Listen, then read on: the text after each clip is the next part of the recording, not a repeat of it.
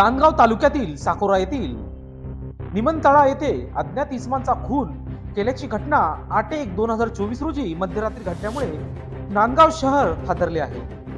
दिनांक 8/1/2024 रोजी आरोपी योगेश बाळू पगार व आरोपी देवाजी दगा बोरसे यांनी संगनमताने दीपक रमेश कदम यास राहत्या घरून गोड बोलून सायगाव येथे तमाशा पाहण्यासाठी जायचं आहे असे सांगून बरोबर घेऊन रस्त्यात आर्थिक देवाणघेवाणीवरून बाचाबाची झाली।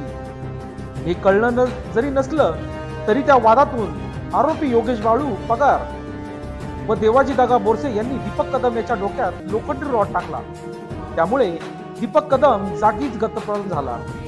ही घटना शहरात वाऱ्यासारखी पसरली। पोलिसांनी तपासाचे चक्र फिरून अवघ्या काही तासात आरोपी शोध घेऊन अटक केली आहे। मयत दीपक रमेश कदम